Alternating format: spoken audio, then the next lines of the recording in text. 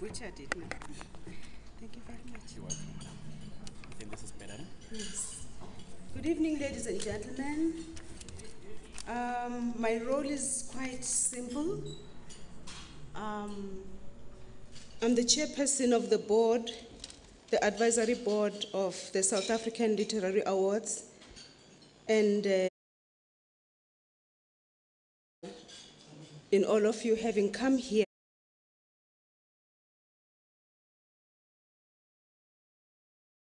have taken time to script. I know the journey of writing is not an easy journey. I've tried myself several times. Most of my work, most of my celebrated work is not published because I'm scared. But you are brave. You have written successfully and you have presented to South Africa your thoughts. We were reflecting in the morning, ladies and gentlemen, that without celebrating the orature, the oral literature of our forefathers, we actually miss the boat because we extrapolate everything that we are as writers from them, from that oral base, from those paintings on the walls, from those visual artifacts that we see, from the folk tales that we listened to. I would like to ask all of you to join me in SALA to celebrate all of the people who have been nominated, who are here tonight. I know that we'll get a special time to clap hands for the ultimate winner, but for now, I really would like to implore you to clap hands for everyone who has been nominated.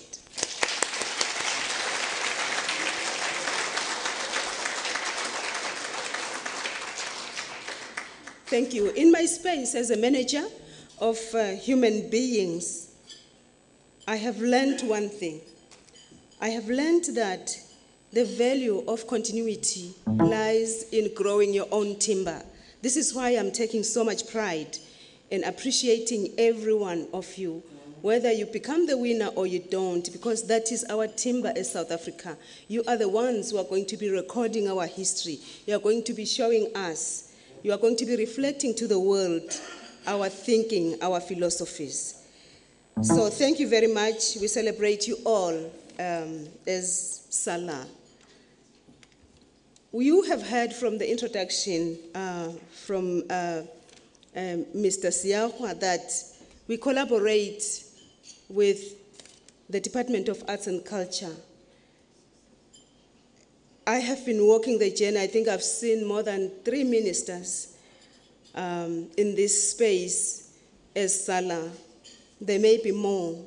And I've seen the commitment of the Department of Arts and Culture. And I'd like to ask you again to clap hands for the executive management of the Department of Arts and Culture. I won't mention all by name, but we feel very honored as SALA to have your patronage.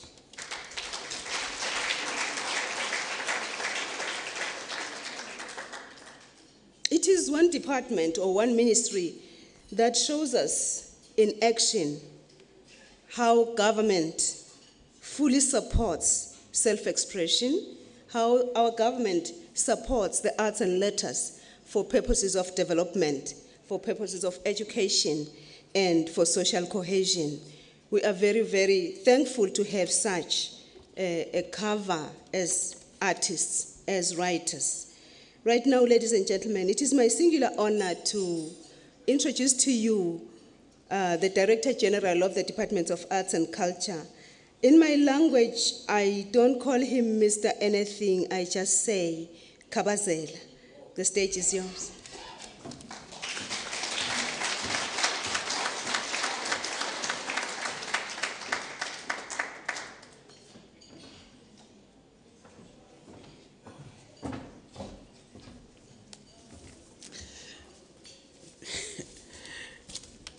I'm a bit intimidated,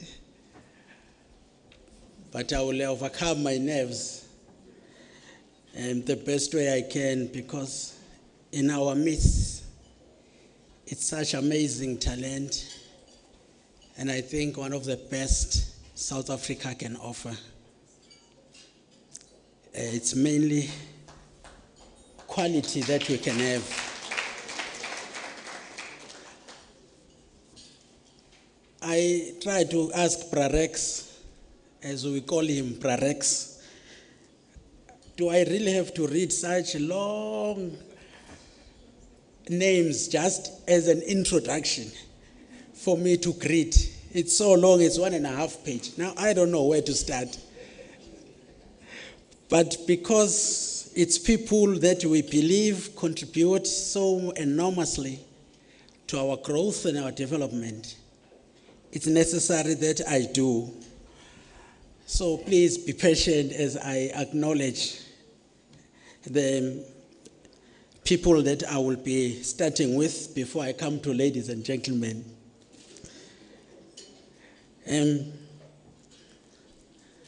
I must first apologize for our Minister Nadine, who couldn't be here tonight due to work that he had to undertake abroad. I know if it was possible, if he was local, he would have made sure he is here. With that being dispensed with, first, I must acknowledge the presence of our retired Deputy CJ. That's why I feel very intimidated. But it's great honor to have you, say, present in our midst. It again demonstrates your commitment to South Africa.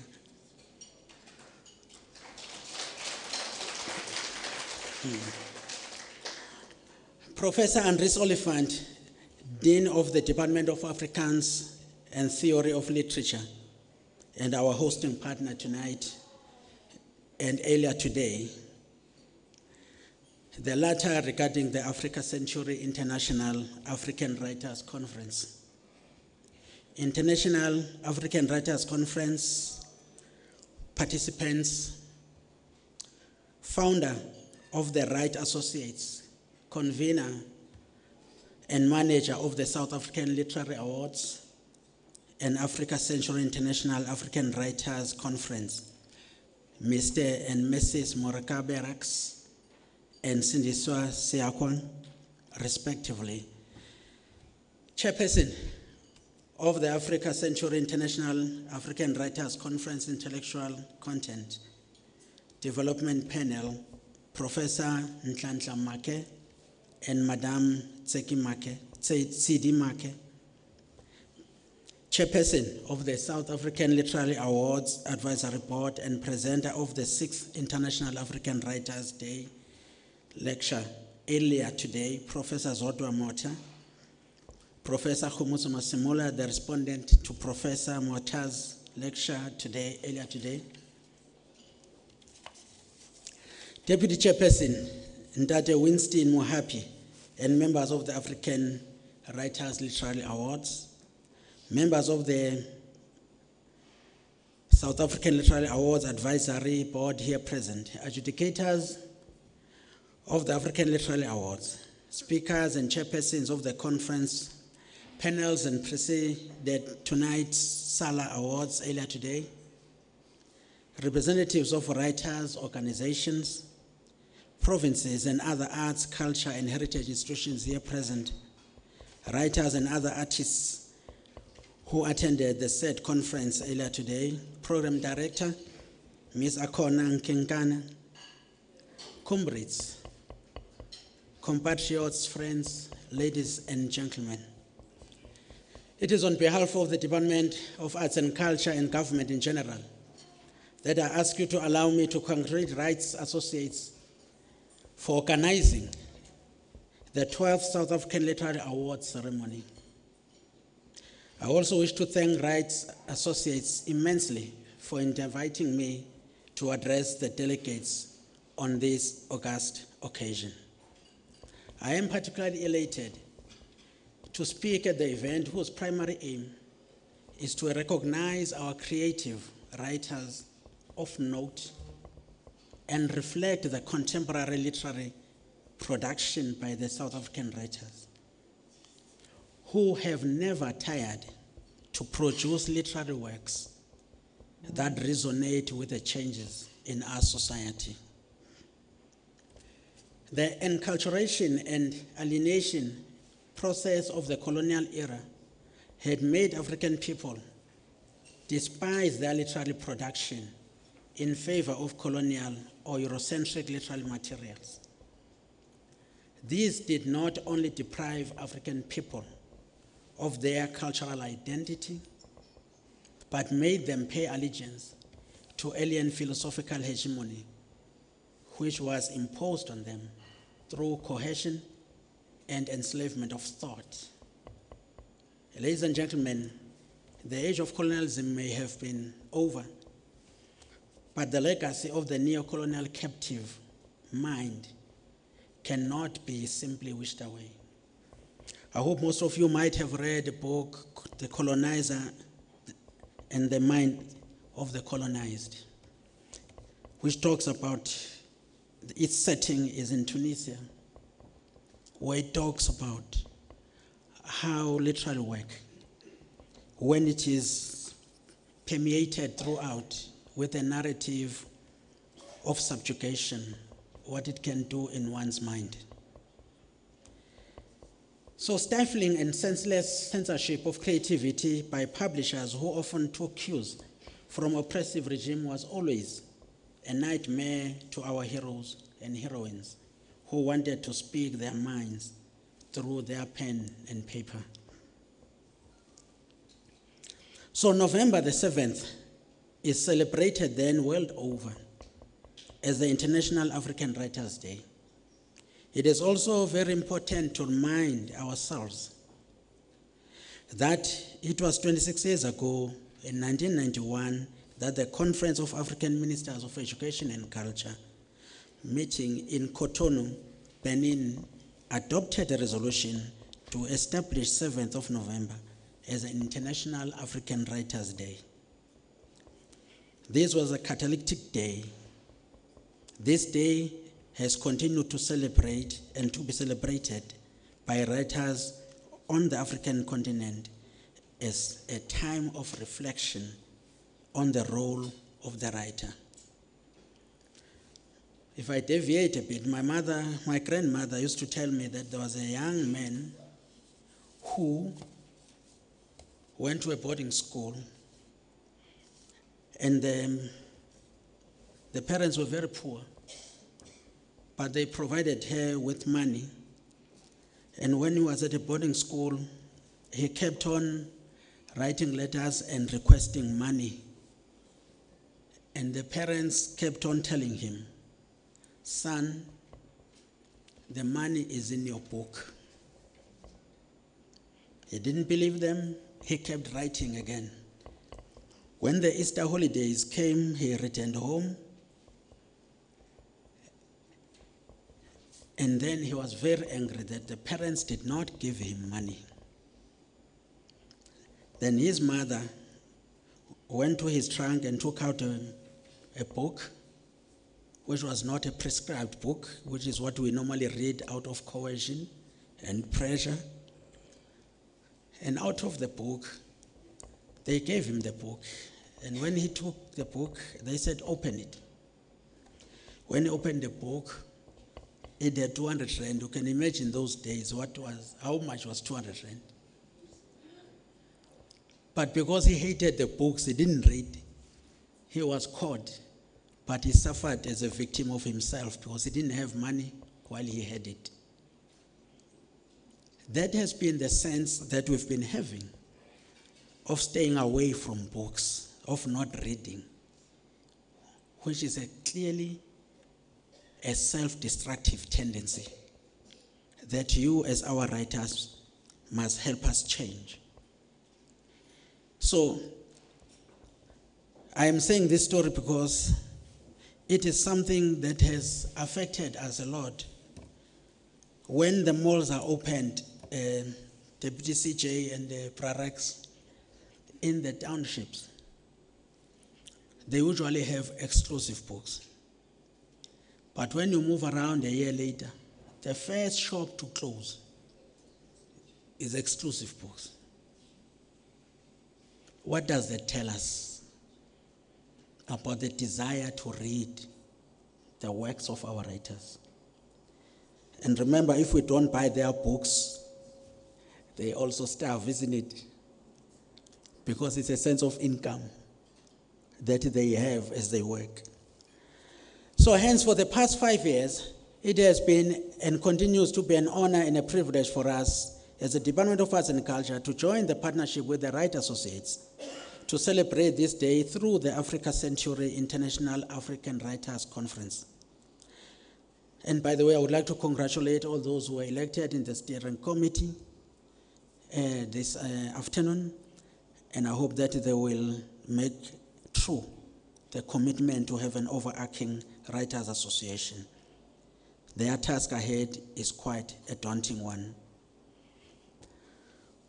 We are very encouraged that some of the defining features of the conference earlier today, as per the telling theme and sub-theme, if I quote the writer as a drum major of conscience, restoration and transformation, and towards the establishment of the Writers' Organization, respectively, to set in motion an organic momentum to establish an all-encompassing National Writers Association, cutting across all our languages, literary genres, authors' rights, development, and empowerment.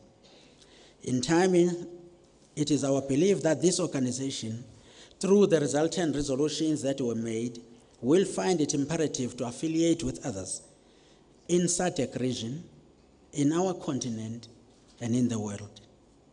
The year 2017 in South Africa marks a critical progressive period. It also stands in awe of the 3 most important centenaries. One of them being the tragic sinking of the Mendi in 21st February 1917, the birth of the world's first workers' republic, USSR, in 24th of October 1917, and the birth of our internationalist and the freedom fighter, President Oliver Tambo, born 27th of October 1917, respectively. So it is an apt and instructive moment that the South African Literary Awards take place annually on this day. We are gathered here this evening to recognize and celebrate the contribution of South African writers in the development of our literature, and indeed in the development of our society. Tonight, we are affirming these writers as significant voices in our national discourse. We are affirming men and women, black and white, who have displayed extraordinary excellence in telling the South African story. These writers tell of our aspirations, it tells of our triumphs and setbacks, our value systems, our philosophies, and our history as a nation. I recently had an opportunity to watch a movie about Ken Temba. I don't know how many of you have seen such a movie, called Drum. We were showing it in Spain, and the Spanish audience was quite astounded by what South Africa can produce, produced by a South African, about an excellent man, journalist, Ken Temba. But what's amazing about that movie is that based on what he wrote and the work he did as a journalist, it told deep-seated challenges South Africa faced when the place called Alexandra was being established, the destruction of people's homes. But it was through this pen and this journalistic acumen that we are able to have such a movie today. So if writers are not there to do that, who will capture the imagination of our society. So that's why this excellence has to be celebrated, but most importantly, nurtured and groomed for those who are up and coming, so that our story is not lost through oral history only. So, the work of the writers, their works of art are inscribed and preserved in all of the official languages of South Africa, including those that have been historically marginalized. As a Department of Arts and Culture, we are proud to partner to this important initiative. To us, this is a worthy partnership that will assist our ongoing efforts to promote and preserve our literary heritage for present and future generations. This partnership is also crucial in promoting the culture of reading and writing in our country. Just make a reference to the story of that young man I spoke about earlier. It will strengthen efforts to develop a sustainable book publishing industry that encourages the equitable development of all official languages. It is our minister's wish and dream. It's a mandate he has given me as a Director General to seek avenues that will have a national publishing company to support debut writers who currently find too many obstacles in getting their works published.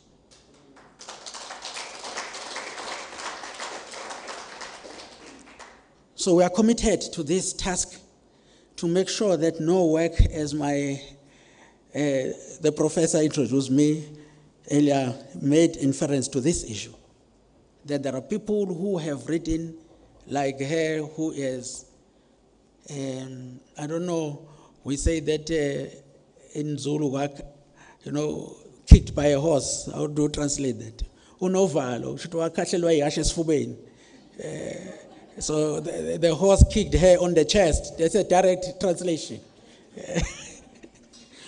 So that these debut writers, these aspirant writers, will always have a home where their first works can be published. And then thereafter, they can move to the bigger publishing companies. But at least they will have an opportunity. So this goal is a goal we dare not fail in it, because too many are out there, too many stories are written, but are not yet told. So it's our commitment as a department to make sure that that happens. We are doing as part of our overall commitment to ensure that the true South African story is told. This is a story of a nation that has overcome adversity, a nation that has risen above its differences, a caring and a winning nation. Indeed, this is a story that continues to remind us that we are indeed united in our diversity. For many years, South African writers demonstrated a remarkable sense of commitment to the values of and aspirations of our society. They used their writings to confront the oppressive apartheid regime. Through their work, they strengthened our advance towards freedom and democracy. Many of them lost their lives. Many others were persecuted, banned, or exiled. These activists amplified the voices of resistance and helped to inform the world about the sufferings of our people. In many ways, they were motivated by the sentiment captured in the words of Nobel laureate, the late Nadine Gordimer, who said in a 1984 lecture on writers and responsibility, I quote, "To gain his freedom, the writer must give up his freedom." Close quote. Those were powerful words, because at that time there was a serious suppression of anything, whether orally or in writing, in written word, which would criticize or say anything against the apartheid regime. But that freedom places responsibilities and particular values on writers to be able to connect with their audience, to be able to shape the minds of the people. So what they write and how they influence the nation is quite critical that it should play a role at a time when they write. So this particular profession have its own responsibilities that it places on writers. I hope that as we write, we stay away from what President of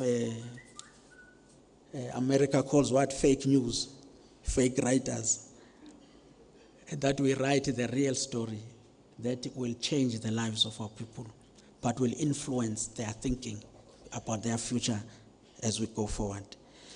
So in conclusion, the present generation of writers have to confront challenges of poverty, inequality, unemployment, as well as reconstruction and development. Prone Director, statistics at our disposal indicate that the book industry in South Africa has a significant economic potential. So I wish to congratulate all those who are writing, and I'm sure that the society will support them by making sure that their books are put to good use. But also that throughout government, we create our own small libraries so that we can have access to that which we have written as South African writers and encourage you to write more. So I wish to congratulate all the award recipients tonight. As we honor you, we also challenge you to work with us to build a culture of reading in our society. We also challenge you to share your experience and skills with aspiring writers. This we say because the task of building a culture of reading and writing is a responsibility of the government as much as it is a responsibility of every citizen. I wish you all the best as you celebrate your awards. To us, you are already a winner. Whether you have a winner's trophy or not, we salute you, we treasure you, we are proud of you. Keep up the good work. Thank you very much.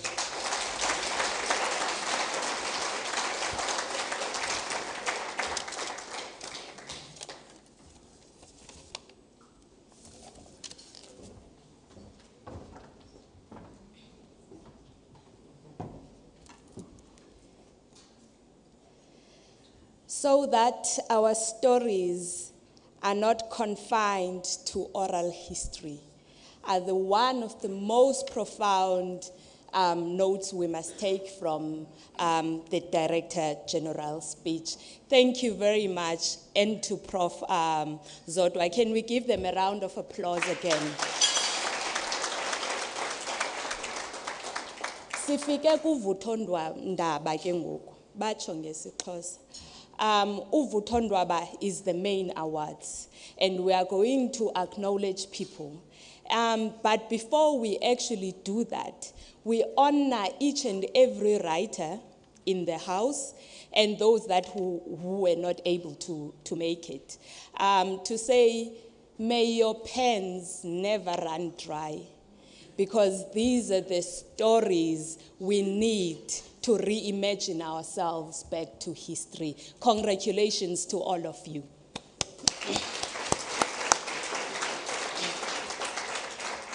Now, to help me hand over the first award, I am going to welcome on stage Usis Sindiswa, who is the director of the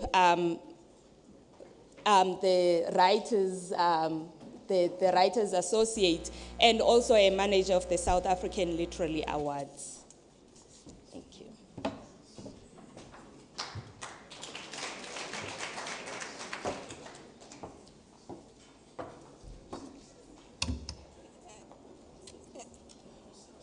Can you please help me? Ladies and gentlemen, thank you for your indulgence.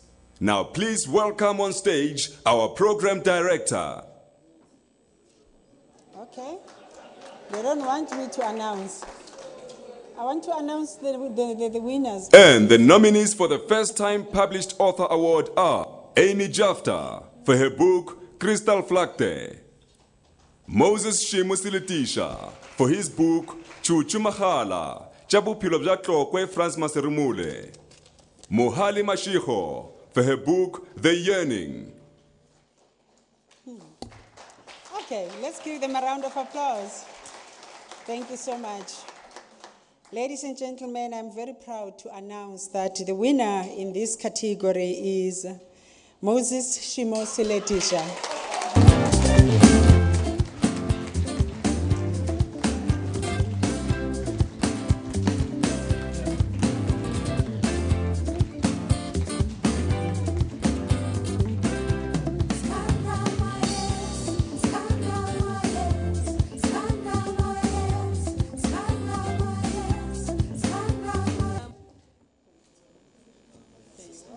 I think we need more.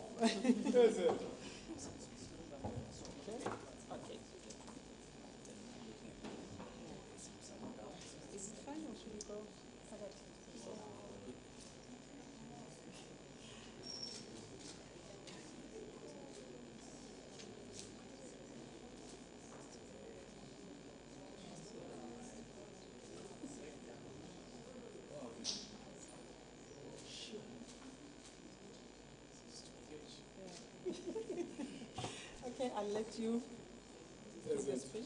Okay. So you said it's 1 minute? Just 1 minute. Is it? Okay. My name is Moses Seletisha.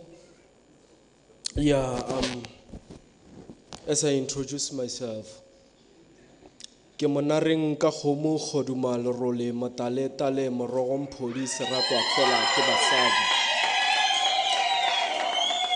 Ke re go kgabula ba matswejana ba šala ba rothiša dirothišwa ba metša mare a mabosana ba re nnete sile sona se letiša sa marema ka dika ba re re ya go reta kgomo tshehlana segangwa ke masogana gobane ge le ba kgalabile kgale-kgale ba šeditše eng ge se ona mabele ga batho mabele ga rena bo monareng ka kgomo senkgana se nthola morwalo gobane nna ke yona tau ya mokgalajwe majaka go lalela ba re go etebala ke a bua ke gonga bola molalo ka gore ke tau ya mogabe.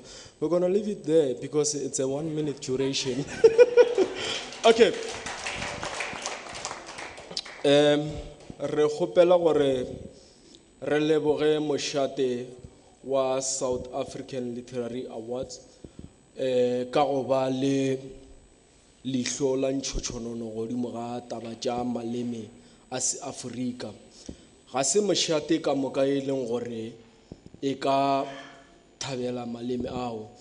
Fela re le bangwadi ba sepedi sa go tšwa mahlalagading re thabile re metša mare a mabosana re ngwaya legetla ka lekomane re lahletše legare phokeng.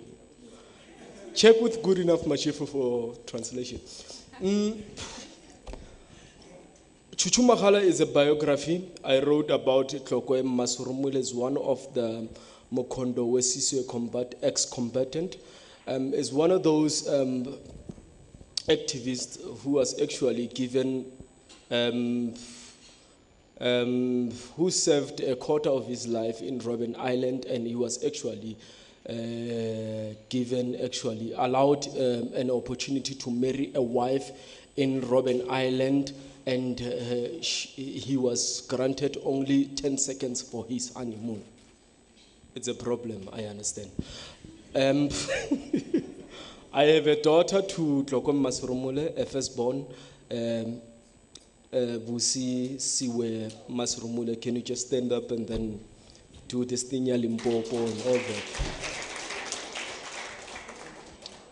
Re ya leboga, mošate.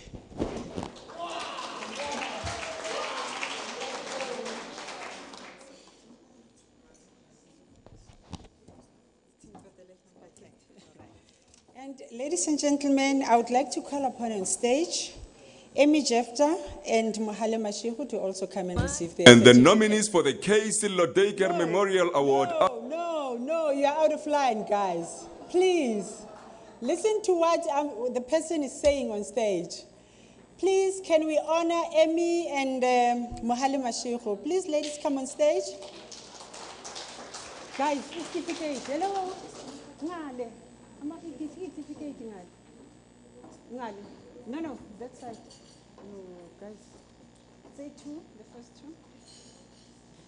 Guys, please pay attention. Yes. Can we do pictures?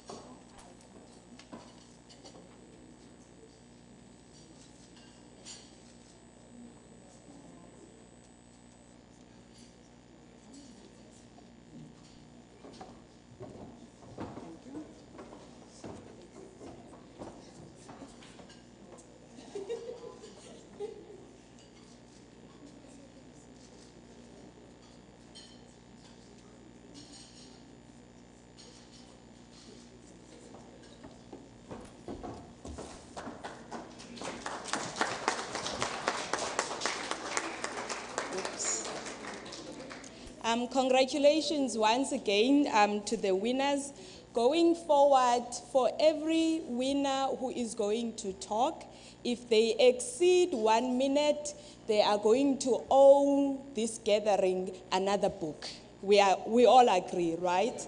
They're going to owe us another book if they exceed 1 minute. Before we announce the SALA Daycare Memorial Award, I would like to call Mr. Judah Daycare to give us the address, to address us regarding the honor bestowed on Quesillo Daycare through this award.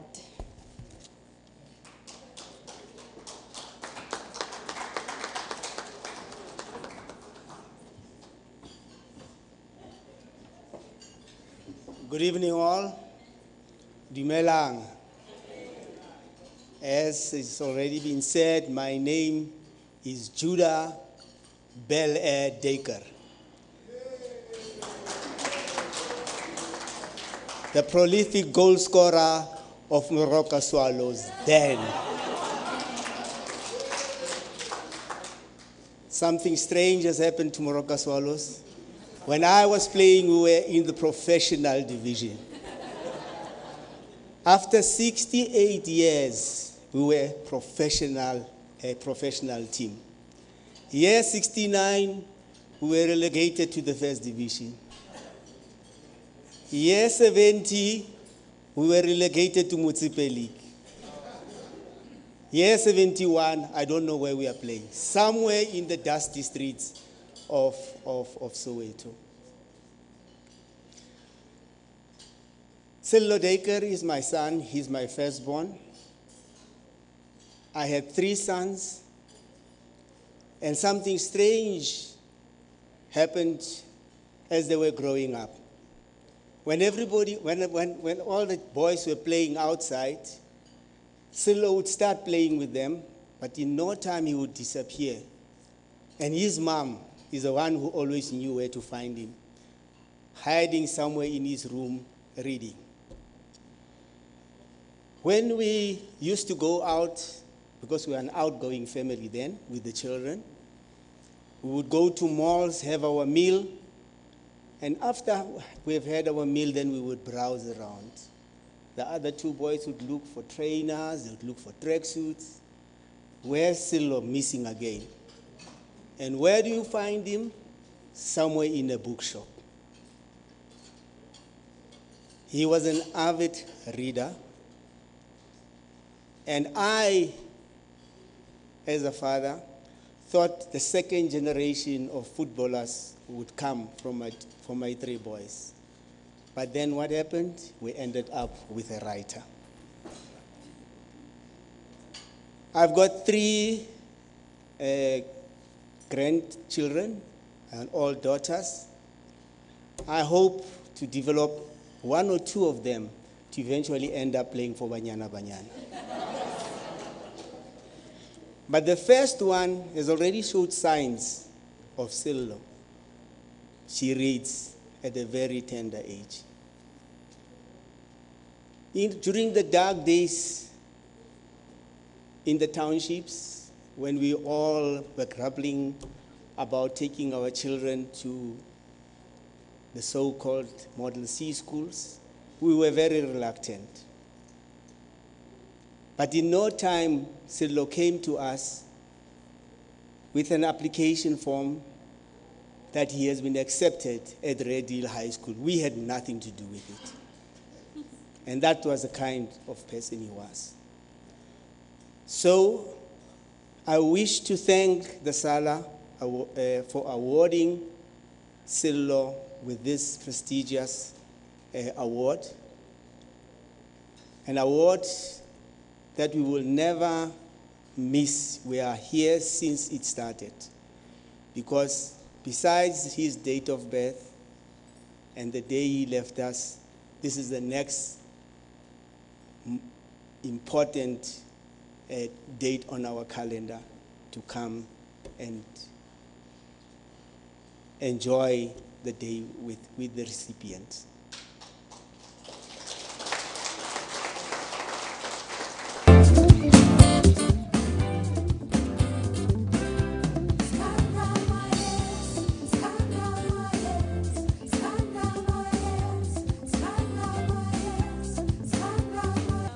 And the nominees for the Quesillo Daycare Memorial Award are Kopano Matlwa for her book Period Pain, Ntikeng Mutlele for his book Pleasure,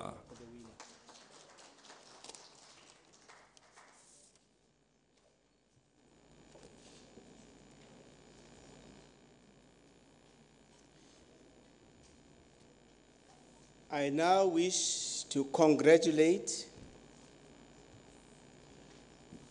the winner of the Quesillo Daycare Memorial. But this is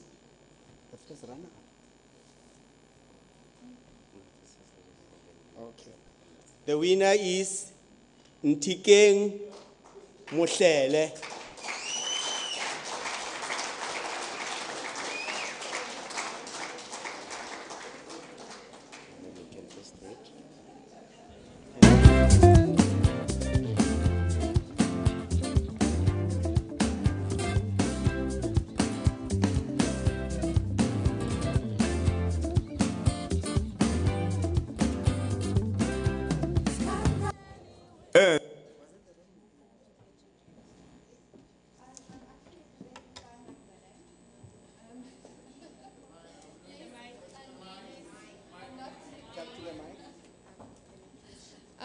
Ntikeng unfortunately can't be here tonight, and he sent a representative, and that's me, but he did send a message, and this is what he said.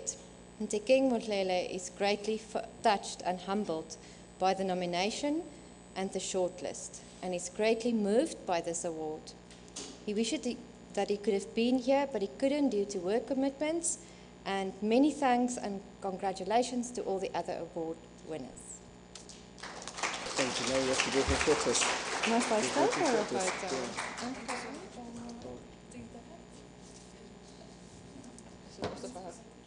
Are you going to manage?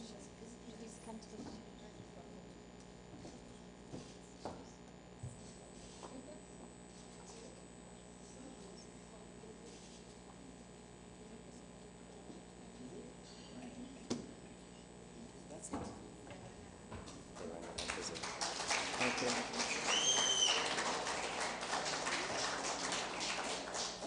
The runner-up is Kopano Matlwa. The nominees for the Where is he?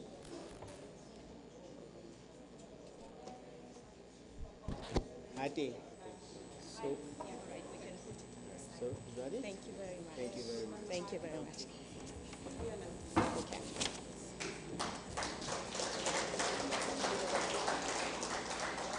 Thank you very much, Mr. Daycare, and congratulations to the nominees. We are very sorry, Mr. Daycare. We cannot help you with the Moroka Swallows, but we can write it back to history. That's the least we can do because we are writers, right? So we move on to the next category, and I would like to call the National Poet Laureate, Prof Chairpersons to come and hand over the award to the recipient of the Poetry Award.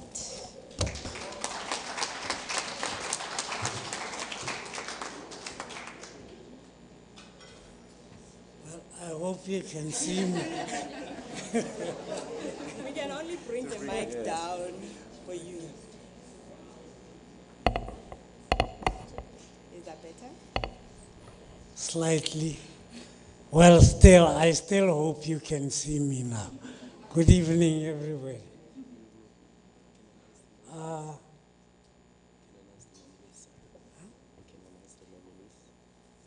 Can I? You can just say the nominees are. And they are who? Yeah, you can just say the nominees are. The nominees are.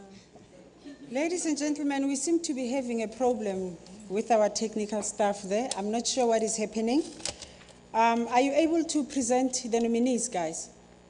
Poetry Award are Helen Moffat for her book Prunings, Ronelda S. Kamfer for her book Hami, Simpiwe Alino Luchungu for his book Ingango Zenhliziyo,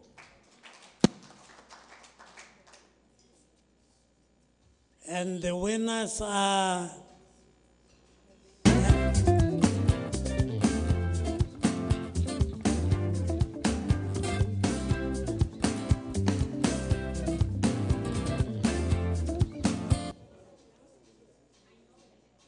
Helen Moffat and Simpiwe Noluchungu.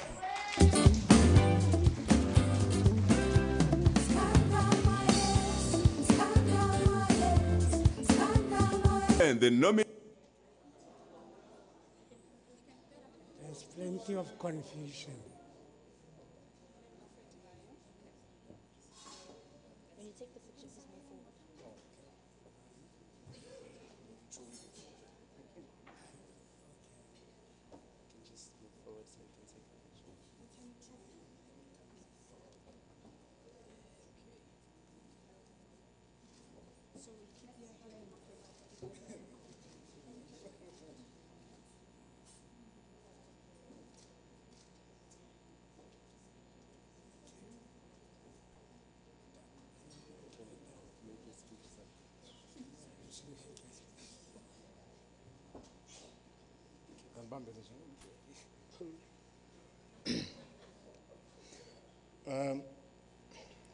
I had times of hold and leaping, trying to make ends meet, but the life has no predictions. Nobody knows where you head. Thank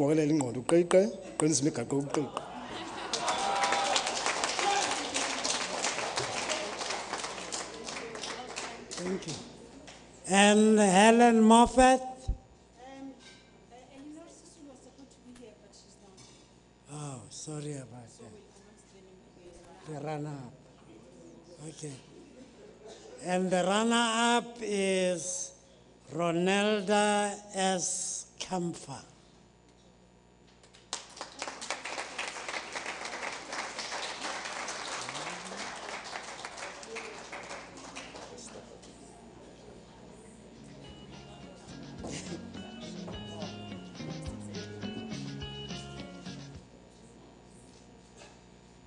This is not Ronelda.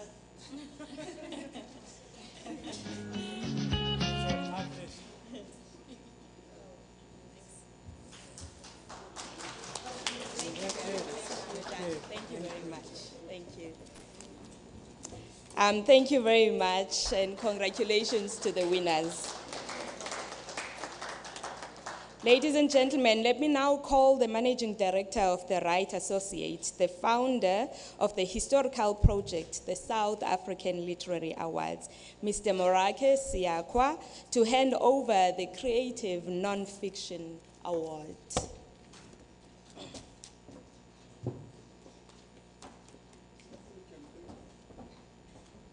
Nominees for the Creative Nonfiction Award are Dikgang Moseneke for his book, My Own Liberator, Elsabe Bretz for her book, Emily Hop House, Geliefde Verraaier,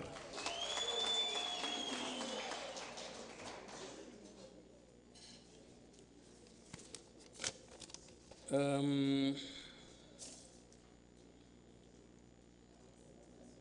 the winner is before I say her name, I would like to just mention a small matter of coincidence. In my other life, when I was a guest of the state president, one of my co-accused was one Martin Mahau, who at that time, in 1979, was 15 years old when we were sentenced to 5 years. And unfortunately for him, after serving 5 years, we came out in 1984, and there were these crazy fights between political parties, our own political organizations, UDF and AZAPO. And being my comrade and co-accused, we belonged to different parties, but he was necklaced. And if ever I'm to write a book, one of the books might be about him, or I'll dedicate a book to him. Now, the strange coincidence is that he was 15, and the winner is Justice Dikgang Moseneke, Silver Vollenhoven, who was 15 at the time. Congratulations.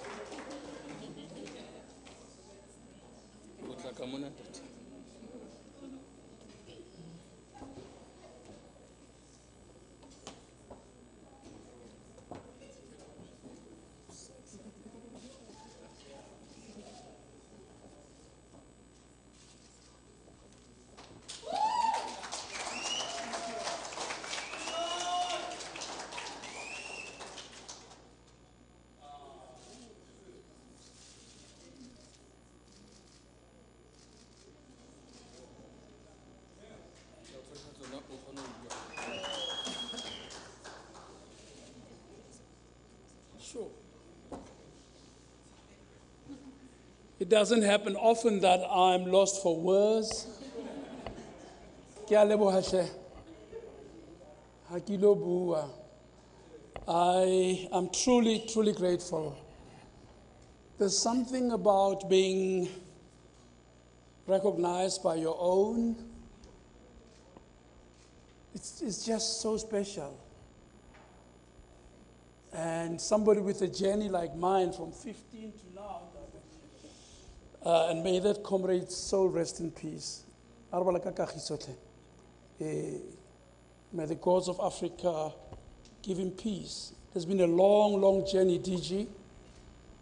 Some of you are quite young, and I've tried to record it as well as I could in my own liberator. And the good news, Mr. Daycare, is that the journey still continues. And I thank SA Literary Awards. I thank you, convener and CE. And I need a hug from you, because she has been pursuing me for the last weeks and weeks and months. She has been pursuing me to make sure I'm here. Congratulations. Sure, thanks. I've had many awards in my life, but this somehow makes me very emotional. I'm deeply grateful. And I'll be starting to work tomorrow. You all know where. And I think it's just going to help me, give me energy to go through tomorrow and the few weeks that come, hearing all of that stuff that you already have heard about. I'm truly thankful, and I wish all our writers Godspeed and all the good things that should come to them and to come to our great country. Ngiyabonga.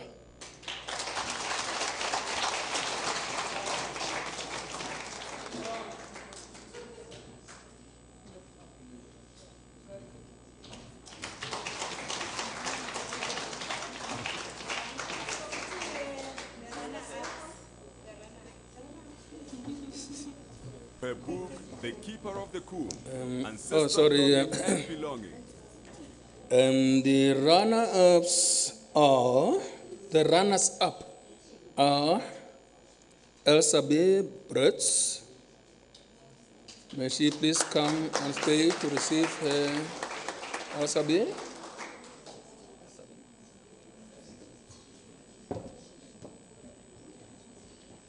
Hello, Elsabe.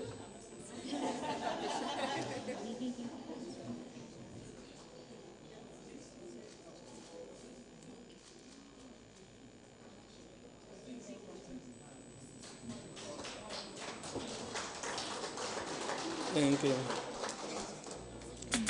And the other runners-up is Sylvia Fuhlenhofen, who unfortunately is not here today to receive the certificate, unless I'm being proven otherwise. Thank you. So we will. Okay, we will hold it for her.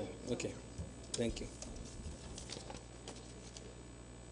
Thank you very much. Thank you very much, Mr. Siakwa. I was holding my watch when the judge started to take the podium, and he spoke for exactly 1 minute, 5 seconds. So that means another book from the judge is coming. So for the next category, I would like to call the member of the South African Literary Awards Advisory Board, Prof Zodwa Motsa, for the Literary Journalism Award.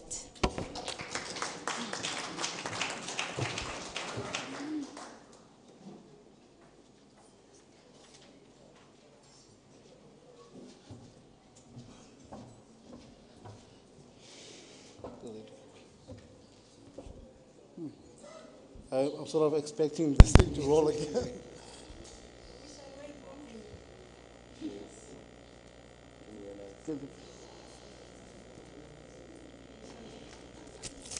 Okay. Well, I don't know if you do have the booklets. I presume because we have these technical glitches.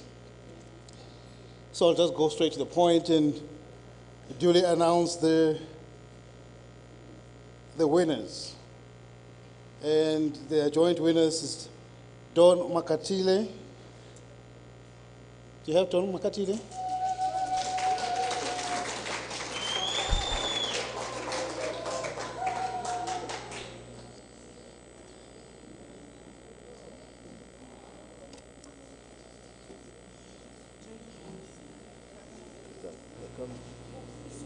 Second one.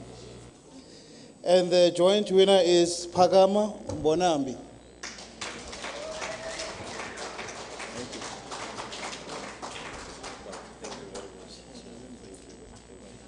You have the thing? Okay, cool.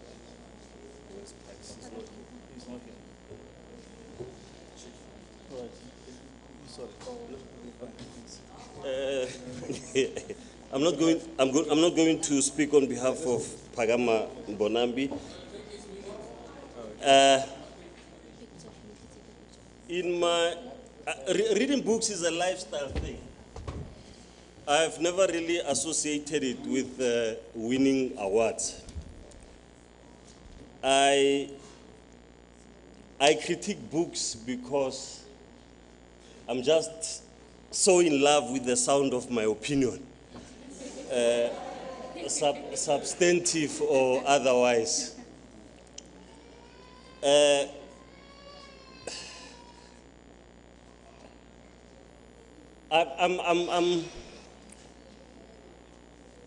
I'm just glad to be recognized as a friend of the book. My reviews are mostly, sometimes, informed by a tinge of jealousy because I am myself not a published author yet. So this award actually belongs to those authors whose works have catapulted me to the podium here. I hope they continue to write more so that we can keep coming to be so handsomely rewarded. In my line of work, winning awards has become the sole forte of investigative journalists. But I am happy that through this award, it shows that I can, always be myself, a book-loving scribe. I commit to help him put as many books as possible in those hands, especially those hands that should not be scrolling mobile phones. Power to the written word. Thank you very much for the award.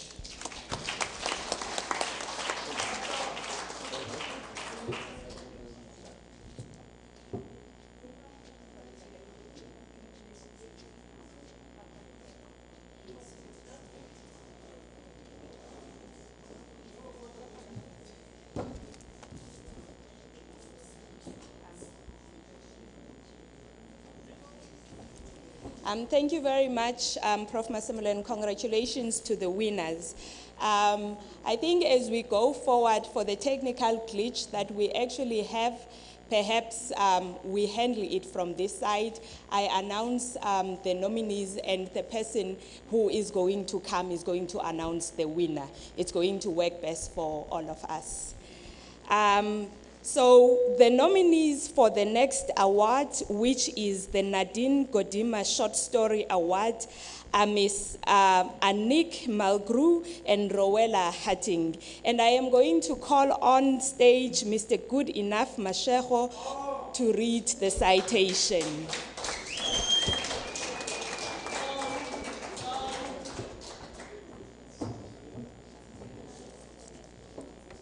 Thank you very much. And the winner of the 2017 Nadine Gordimer Short Story Award is Rula Hatting.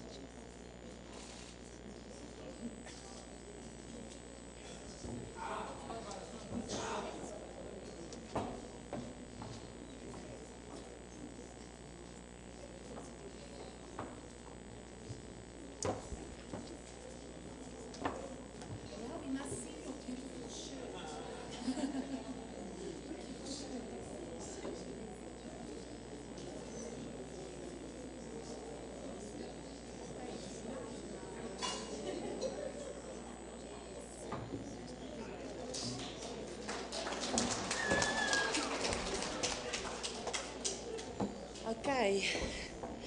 Shoo, thank you very much.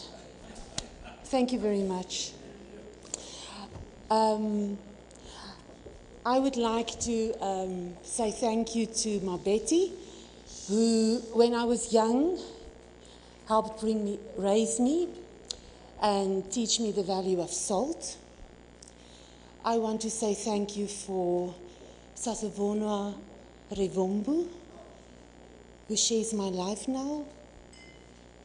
I want to say thank you for this country, for a broken South Africa, for people who include me, for the lady in the spa who greets me with a smile in the morning, for the warmth and the brokenness, for the many skins that I can learn from, where I can try and take off my privilege and climb into a story of somebody else and see that my little ego is nothing. So I really want to thank everybody who's here. And shoo, baie dankie.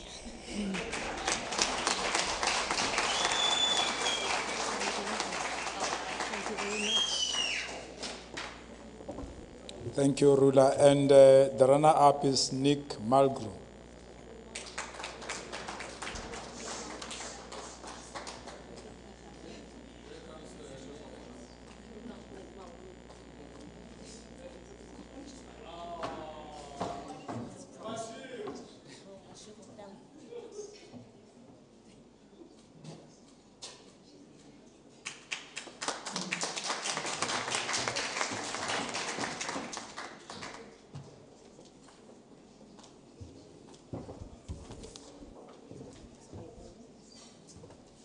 Thank you very much, Mr. Goodenough, and congratulations to the winners.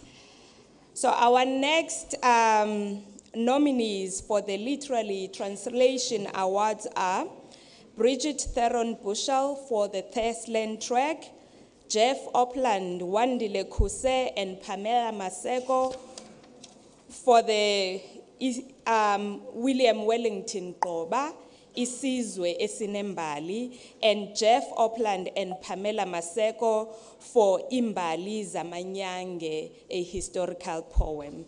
And I am going to call on stage again Miss Cindy Swasiakwa and Mr. Winston Mohape to announce the winners.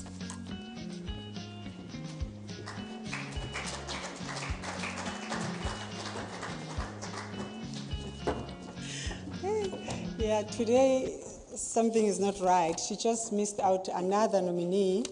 That is Bridget Theron Bushell. She's also in this very same category for the book, The Thirstland Trek. So we have three of them.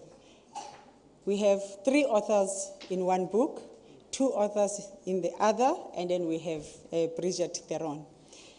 We would like to now, I would allow Mr. Mohape to announce.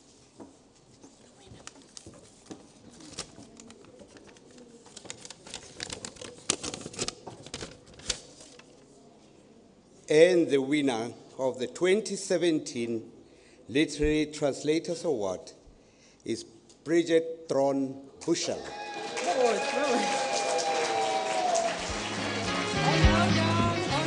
Hold on. The second one is Jeff Opland, Wandile Kuse, and Pamela Maseko. Hold on again. And Jeff Opland and Pamela Maseko. Congratulations. All of you. They are all winners. They are all winners. So congratulations to all of you. All the nominees in this category are winners. Please come on stage. Thank you. That's why Yeah, it's on confused. Yeah. It's on confused. Okay. Please come, all of you. I'm binding up here. Okay, I'll invite it. Hold on. Okay.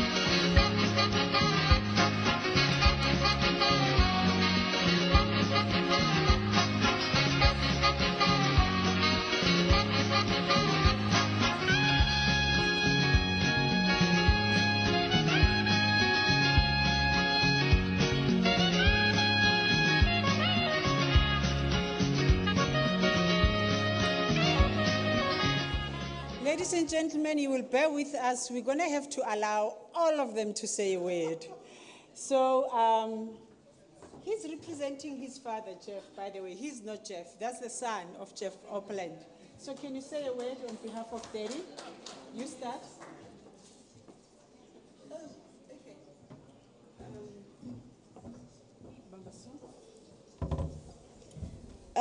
Molweni, okuyinene kokukuba xa kulo msebenzi besiwenza besingalindelanga these accolades which we're getting. This work is really translation and contextualizing the work of great Xhosa-speaking authors, Xhosa-speaking intellectuals of the Eastern Cape who wrote 100 years ago, 100 and more years ago. So we're here to really do justice to people who have been done injustice to. We're here to say, at this time in South Africa, when we're talking about African Renaissance, when we're talking about restoration, when we're talking about coloniality and decolonization, these works that we have worked on have got a role to play. So this is for Kopa, who is my favorite author in the series, and Yali Manisi. It is not us, it is them. We hear South Africans, please consume this. It's for Xhosa-speaking people as well as the rest of South Africa. So thank you very much. That's the last thank you. But very important thank you is to SALA. I also feel the same that we have won these things, and I've not even taken time to attend, but when it came from Usisindiswa, who also was on my case, I thought I should come. It's also for those structures in government who really see the cause in what we're doing. So the National Institute for Humanities and Social Sciences, I would like to acknowledge them. The publishers, who at this point in our country don't want to take anything written in African languages. So for UKZ and Press to take a series, not just one book, a series of isiXhosa, we really applaud them. Andrew Mellon Foundation funded us as well, and the British Academy, and of course the wonderful people I've worked with. Thank you very much.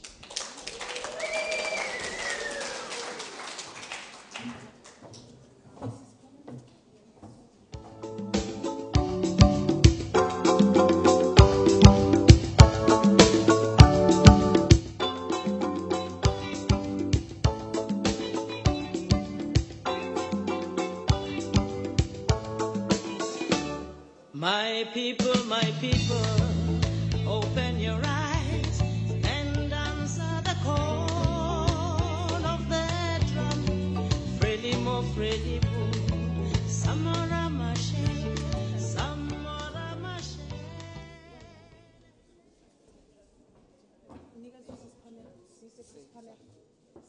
Well, there was something special about W.G.G. Gordimer. He was an editor of a competitor with Imvo for a few years. You know, it's when these Xhosa literary genres began to make a tremendous impact. You know, this question of being captured by colonials in the mind, and you see a breakout in W.W. Gordimer. He was editor of Izwilabantu for those few years, from 1883, and he died in 1888.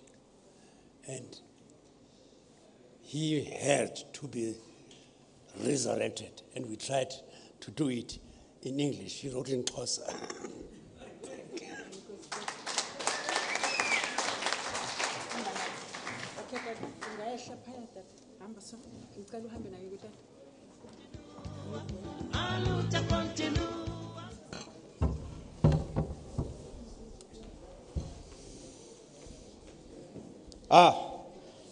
Ngangalizwe. I am the firstborn son of Ngangalizwe, and I speak his words to you.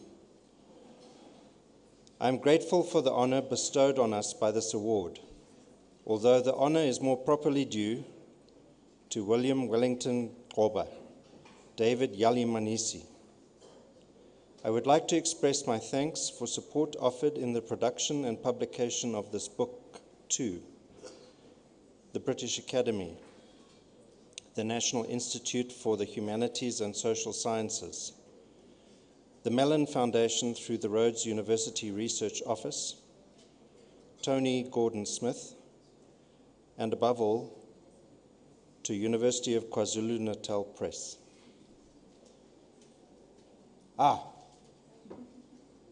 Ngangalizwe.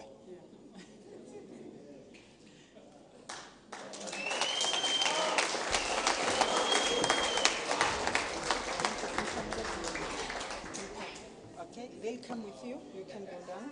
That's you now.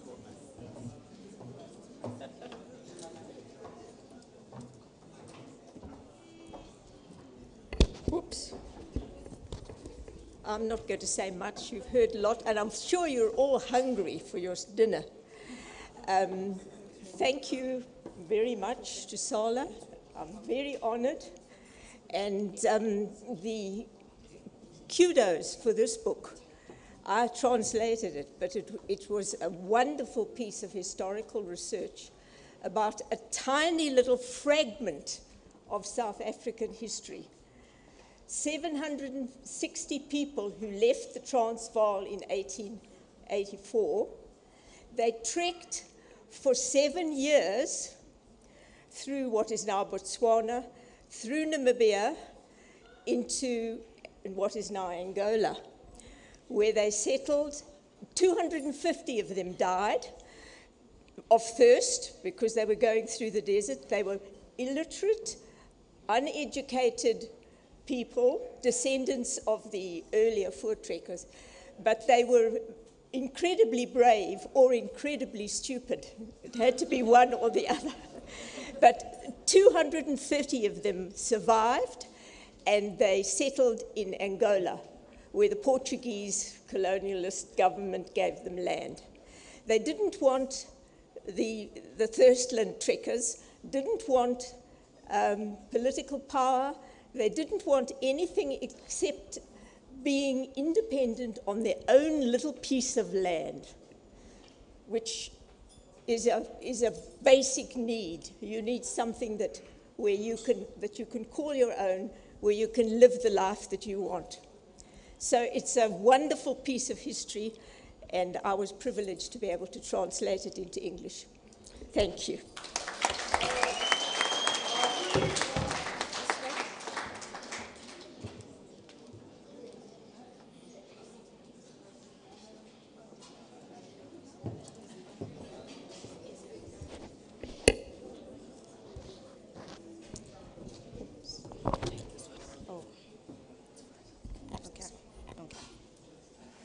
Thank you very much, Sis Sindiswa and Mr. Mohape. So, ladies and gentlemen, the next award is a very special one because it is the first time it is aired on the SALA.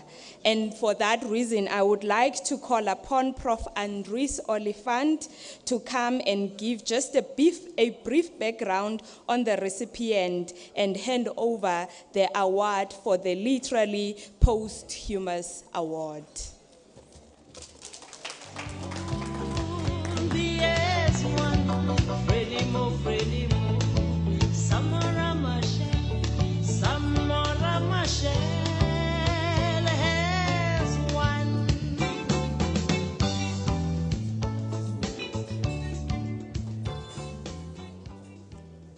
Good evening, ladies and gentlemen.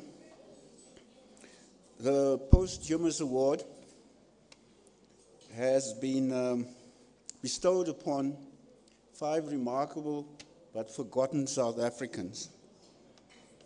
They were involved in the construction of the Willem Bleek and Lucy Lloyd Archive, which is housed at the University of Cape Town and has been entered into the UNESCO Archives of Human History. The archive consists of about 13,000 pages of narratives in the Kum and the Kam languages. Those languages are now extinct. And these informants were all prisoners of the British government in the Cape, in the Breakwater prison, which is now part of the University of Western Cape's Business School. And there's a bed and breakfast in that area. So they were released into the custody of Bleek and his sister-in-law. Bleek had worked in Natal on transcribing isiZulu and developing a dictionary for it. He then became the librarian of the National Library in Cape Town. And between 1870 and 1890, 5 of these prisoners were taken into his custody, and he and Lucy Lloyd transcribed these stories about their folklore, about their songs, about their rituals, about their understanding of the cosmos. And I'm going to read the names, but I hope I'm not going to spit on you because of all the cliques that are in it. The 5 recipients are Ka Kunta, Kabo, Ka Sin, Diako So, and K18. And the last one is called Hanka So. Oh. And these people are all forgotten. We've tried to trace some of their relatives from the Northern Cape, but because the transcriptions are in English and not in the languages spoken in that region, and because of what happened in that region, the decimation, the genocide, most of those communities were wiped out. So we will keep the awards at the SALA Institute and eventually try to get them to representatives from that community, because at the moment we are also working on honoring them in the National Library, because the honors are all bestowed on Bleek and Lloyd. And scholars from all over the world have built academic reputations, developed research outputs, and there's no or very little recognition for these 5 colleagues, which were oral writers. And those of you who know a little bit about the literature would know how magical and beautiful it is, how complex and wonderful it is. So the posthumous award goes to the 5 colleagues who collaborated and worked on the Bleek archive.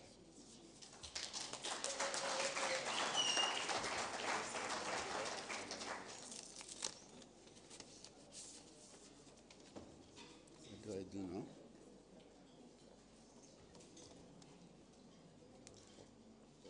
Right. That's the same citation. The names are all there on the award, and we hope that that historical and literary injustice will be corrected as time goes by. Right.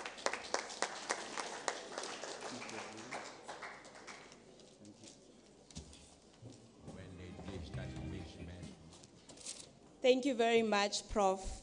As you were presenting the award, I quickly went to my bag to grab a little note I wrote earlier in the day in the conference and went through the speech of the former president, I am an African, in particular to the part where he honors the koi and the sun. And he says, I owe my being to the koi and the sun, whose desolate souls haunt the great expanses of the beautiful Cape. They who fell victim to the most merciless genocide our native land has ever seen. They who were the first to lose their lives as they struggled to defend our freedom and independence. And they who, as a people, perished as a result. And in continuation of this and their recognition, it is to honor where we come from and rewrite our history. The next award is the Chairpersons Award, and I would like to call on stage Prof Zodwa Motsa to present the award.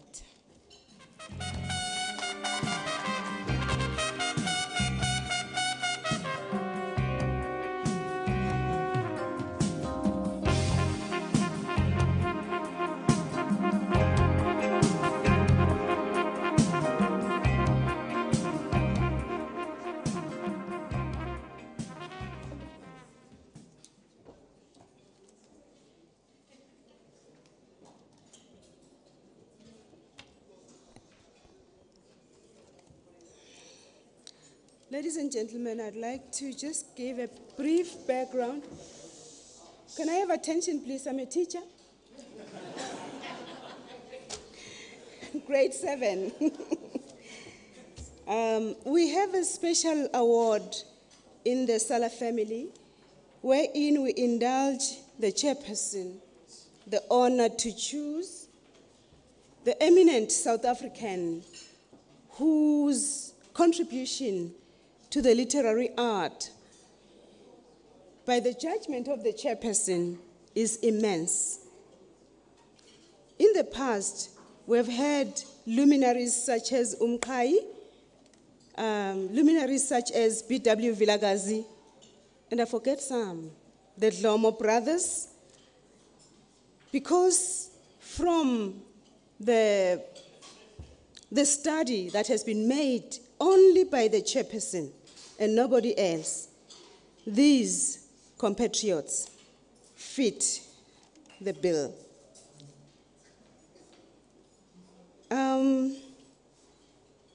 The Chairpersons Award tonight recognizes one grand daughter or son, you will see when they come, daughter or son of the land, who has worked tirelessly for a period of over 30 years in the knowledge of the chairperson, but it could be longer than that, in the sphere of higher education, as a teacher at universities, as a manager of departments, and as a pathfinder in higher education.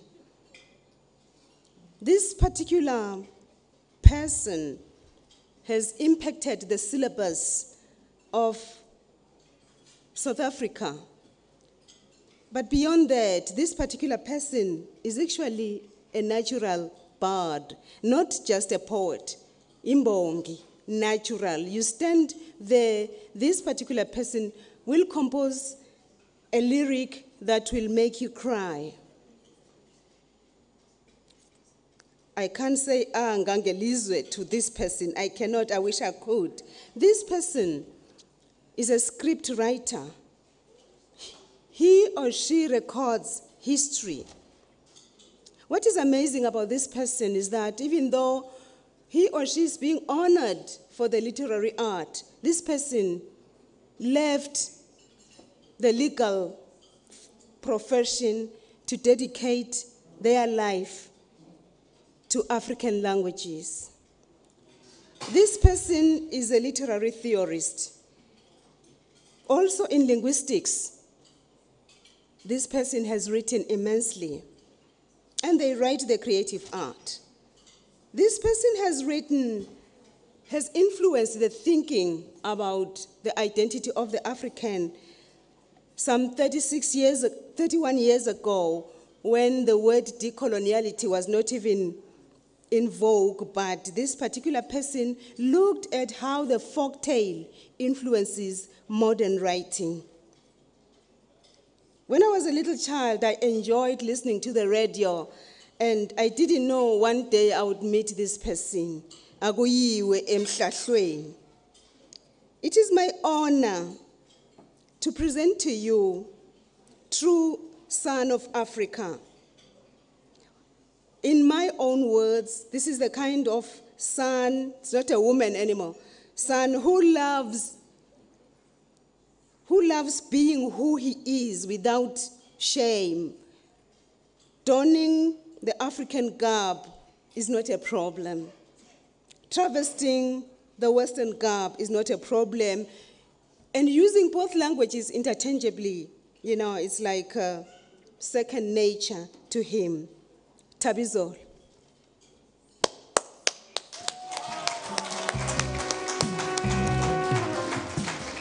Professor Msimang, who is currently serving the country in Parliament, I'm sure you've seen him many a times, choosing for us the public protector. Hey, Prof, I saw you on TV.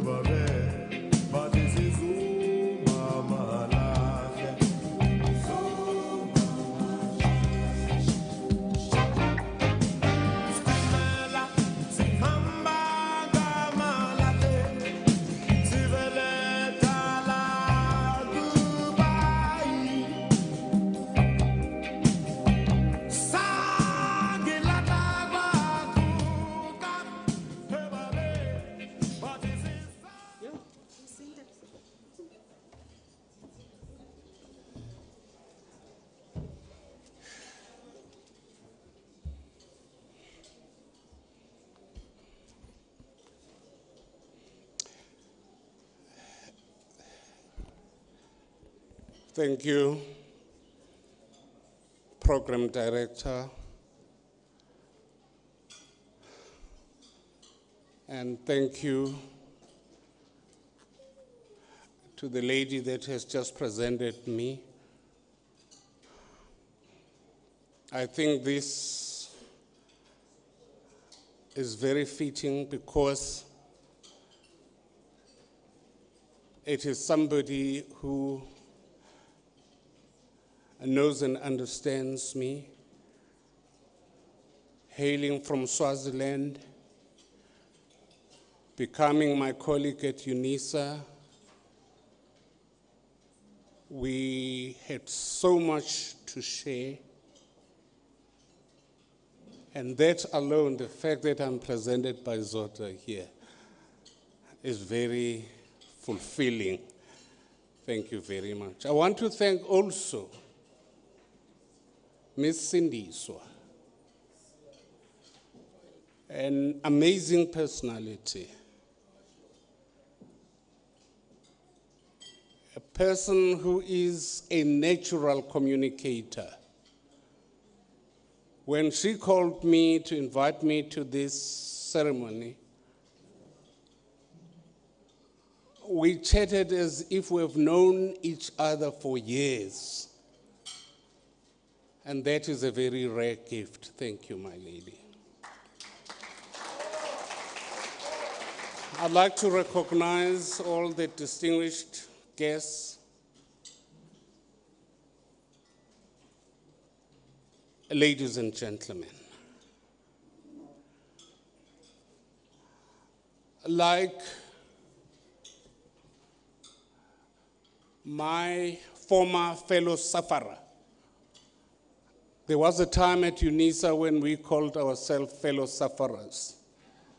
And I remember when we did our LLB with the deputy CJ, we called ourselves fellow sufferers. And there was something, I don't know whether the CJ still remembers this, very odd. On that day, there were 6 of us who were going to get LLB from UNISA. It was history. It had never happened. 6 blacks getting LLB. But what was very odd, and I remember it to this day, is that we celebrated before we got results. I said, why are we celebrating? They say to sit for LLB exams as a black man in UNISA is an achievement in itself, even if we fail afterwards. So I am very grateful to be sharing the stage and getting an award with him.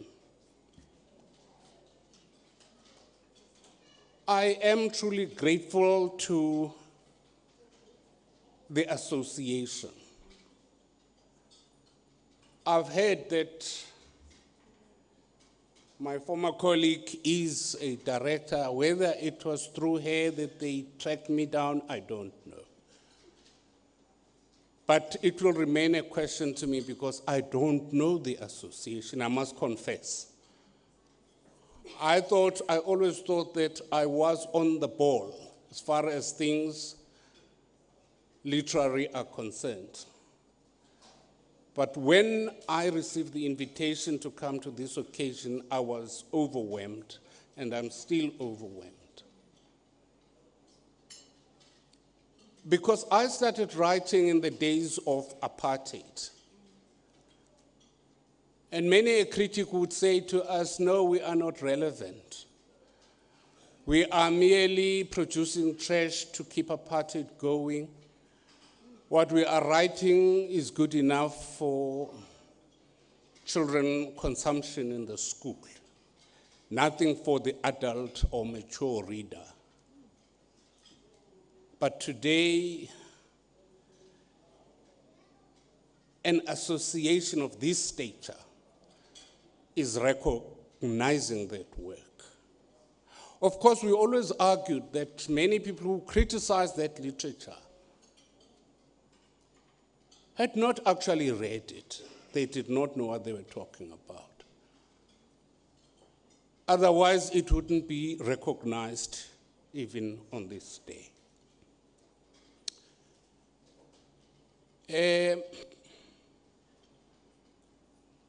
Perhaps one should go back, sit at a desk, and start writing again. Because as long as you are influencing people, and it will be very hard to find a person who has influenced people more than the writer or the artist. If you go back to Shakespeare, our friends who were up here told us about Mkai, one of the greatest poet, or Zimbongi, as my sister prefers to call it.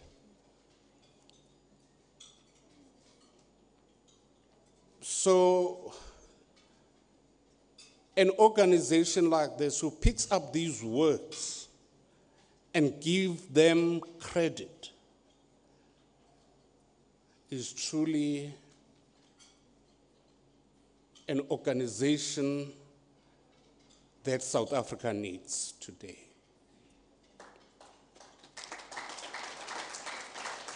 And I wasn't quite sure what to expect when I was invited here. But when I mentioned it to my family, especially my children, they were all encouraged to come and embrace me and stand by me. So I just want to say a big thank you to them for being here with me. Thank you so much. Siyabonga Mathabizolo. Nina bakamula songawela ngazibuka empombo zemfula. Nina bakathabizolo omhle nonyawo lwakhe. Nina bamlotshwa amalamlela umlotshwa owagwasudo ngaladilika bathi kudilikani kanti kudilika amadoda. But of course we are here to celebrate the writer. And it's not always been known. We take it for granted that when I say I'm a writer, people know what I am and what I do. It was the same with the famous Africanist Jan Hayes Jan, who visited one of the countries in Africa that had just obtained its independence. When he was in the passport office filling in forms, he came upon a line where it said occupation, and Jan Hayes Jan, being a writer, wrote writer. And the clerk who was watching interrupted him very rudely. He says, "Hey, what are you writing there? You are supposed to be writing your occupation." And Jan said, "That's exactly it. I am a writer. That's my occupation." He says, "No. You white people, you mustn't come and play games here. You mustn't come to play games here. I have a child. If the child writes to me, the child is a writer. If I write back to my child, I am a writer. I'm not talking about that. I'm talking about your profession." Jan Hayes realized that this was serious. He realized that he may not be allowed entry into this state. So he thought a bit and he thought of another word. He said, "No, actually what I mean is that I'm an author." Unfortunately for him, this guy had never heard of the word author. So he was totally confused as to what exactly is Jan's occupation. Now, a police guard realized that these people are stuck. There's no progress. So he intervened and he came over to the clerk. He said, "No, I know what the word author means. Yesterday I was reading a novel, and it was said there that a particular person was the author of the crime, the perpetrator. That's what the word means." Then the clerk was furious. He said, "Look here, mister, we don't want any criminals in this state." So Jan Hayes Jan had to try to explain that he was not a criminal. He was not an author of any crime. He said, "I write books." The clerk said, No, hold it. Books are not written, they are printed. So if you work for a printer, write there that I work for this printer. He tried to say, "No, I don't work for any printer. The printers take what I write and they publish it." But the clerk looked at the queue, said, "No, I must get rid of this man." He took the form, he wrote there, "A employee of unknown printer." And that is how Jan Hayes Jan entered that state. But then the question still remains, what is the writer? There are over 100 definitions that have been expounded by many scholars. But the one I like most is the one that says a writer is a person who holds a mirror on mankind. So that is what the writers are about. Ukabazela, when he was addressing us here, he talked about the roles of the writer. And even referred to Nadine Gordimer and talked about problems that the writers face, etc., etc. These are important people in society because they have a role to play.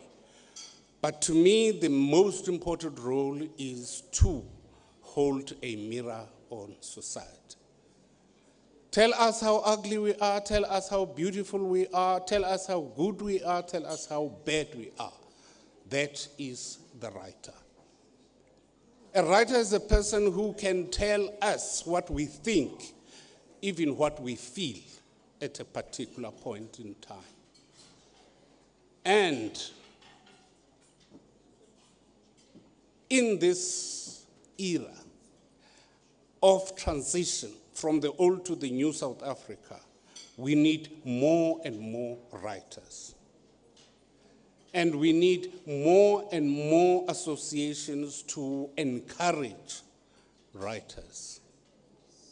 Someone said, even buy our books so that we get some money. I said, hooray to that. But what we need more is to reflect on what we are doing. We are committing unprecedented crimes. We are up to here in corruption. We are doing good things. We are initiating good things. We are trying to fight poverty and unemployment. And it is the writer who can reflect all these to show us how well or how badly we are doing. So I am very grateful that I am part of this occasion on this day, the celebrated day, the 7th of November, who is celebrating all the writers, and I thank you.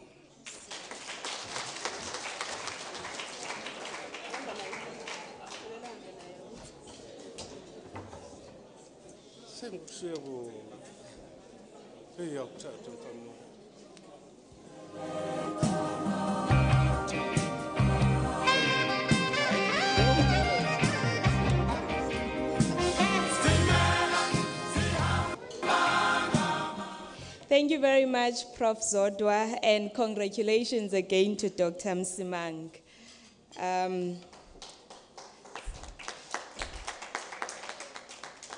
Now, the conflicting culture is that even though we know the time is against us, but to actually interrupt an old person when he is talking is actually rude. So I had to be patient, and that means 5 books. Dr. Msimang, Professor Msimang, you owe this gathering 5 books for your speech. 5, yes.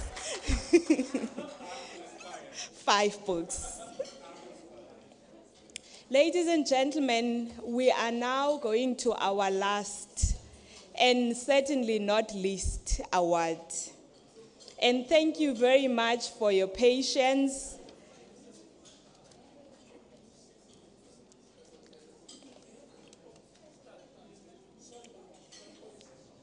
It's okay, Mdomdal. And thank you very much for your patience. Now this last award is also very special, if not profound. We are talking about the Lifetime Achievement Award.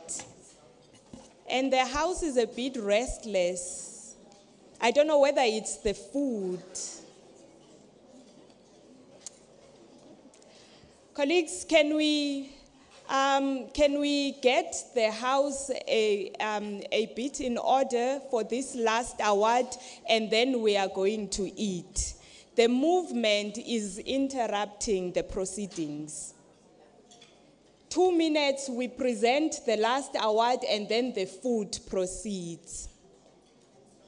2 minutes, I request. On the Lifetime Achievement Awards, we have Vusamazulu Credo Mutwa and his entire body of work. we have Aleta Matsediso Motimele. And we have Etienne van Heerden. For this award, ladies and gentlemen, we are going to call Dr. Vusumzi Mkhize, again the Director General of the Department of Arts and Culture, to present to us the Lifetime Achievement Award. And we are going to call Usisindiswa again to assist in handing over the award.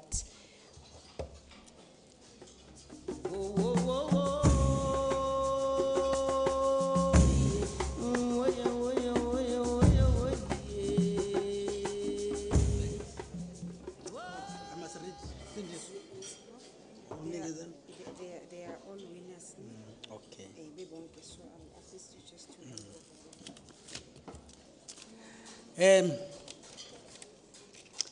In African culture, siyalilizela masenza into enhle. Awulilizele mama ngizwe.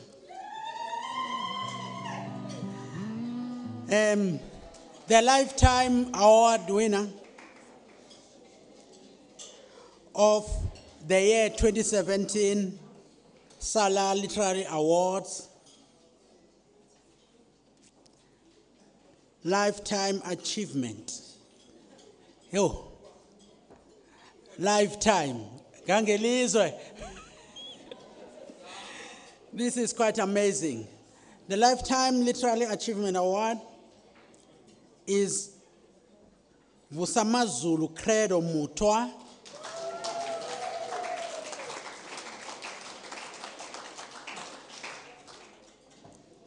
Together with Aleta Matsidiso Mutimele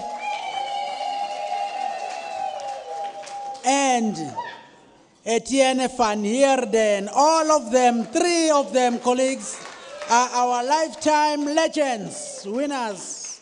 Thank you.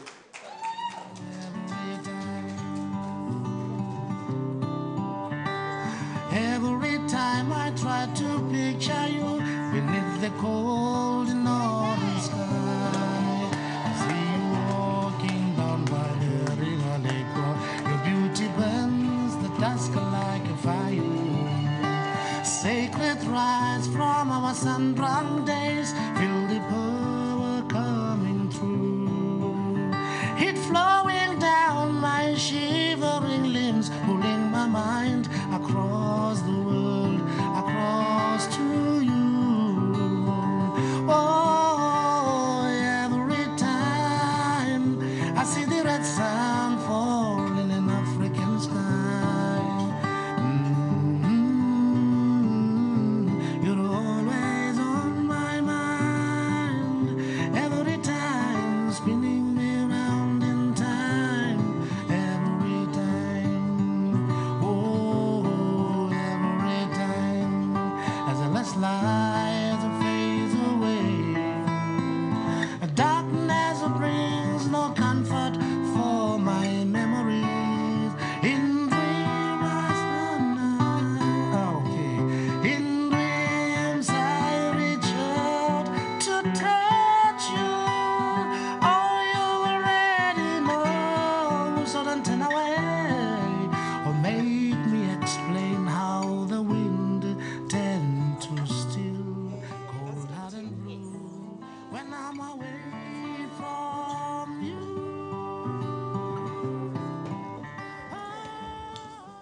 Good evening, ladies and gentlemen. I am Lerato, definitely not Baba Credo Mutwa. I'm here on behalf of the Department of Sports, Arts and Culture, representing the Northern Cape Province. We would like to take this opportunity to thank the organizers of this event. Baba Credo Mutwa would have wished to be here, but unfortunately due to other reasons and commitments, he could not make it. Thank you very much.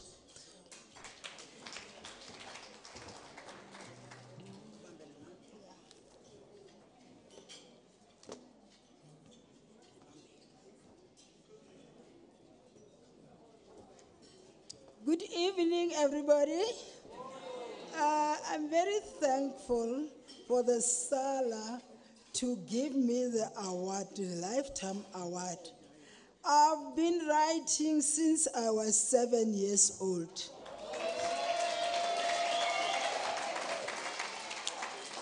At the age of 7, I was reporting everything to my father, writing it on my slate. And when I needed money, I wrote it on the slate, put it on my father's lap, and ran away. And then my father was so happy that he had to give me whatever I asked from him.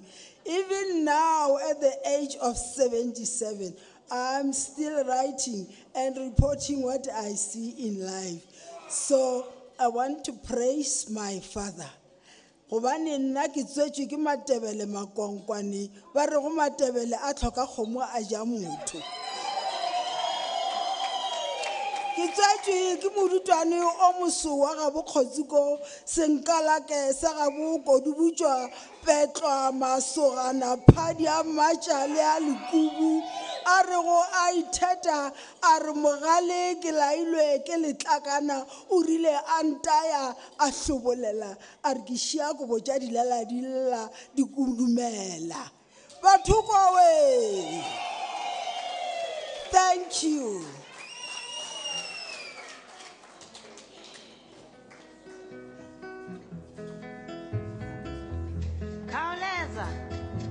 Kauleza is a South African song. It comes from the townships, locations, reservations, whichever, near the cities of South Africa, where all the black South Africans live. The children shout from the streets. Thank you very much to the DG, and congratulations to all the winners. Can we all give the winners, the runner-ups, and the nominees another round of applause for tonight? And can we also give ourselves another round of applause for being a great audience? Ladies and gentlemen, may I now call on stage Mr. Nhlanhla Make to do the closing remarks for tonight while we actually enjoy our dinner.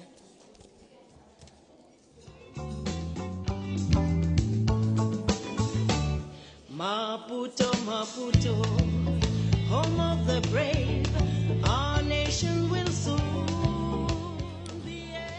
Ladies and gentlemen, our organizers are requesting that may all the winners not leave without taking a group photo. So may you enjoy your dinner, and when you are done, proceed towards the stage for a group photo.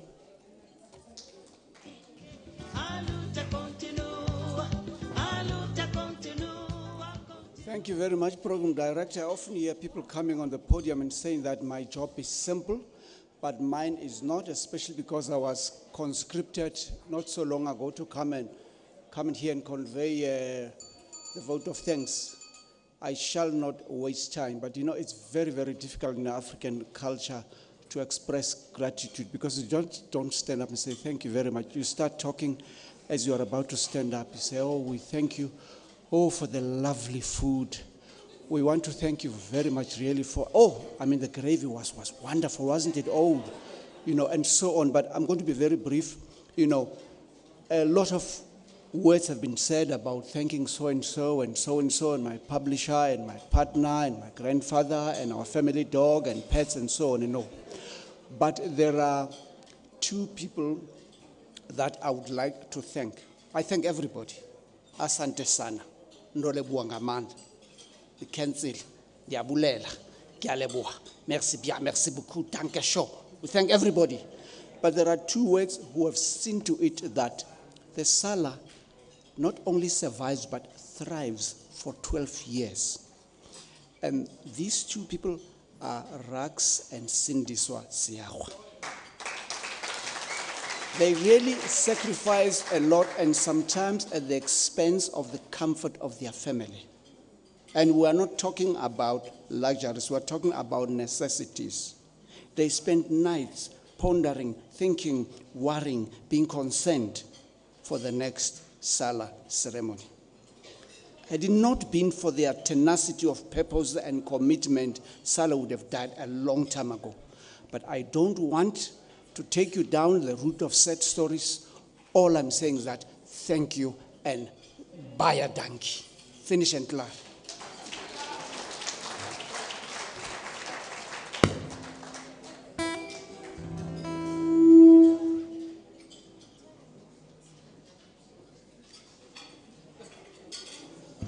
Two, 1, 2.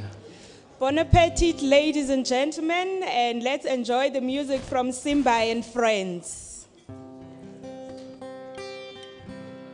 1, 2.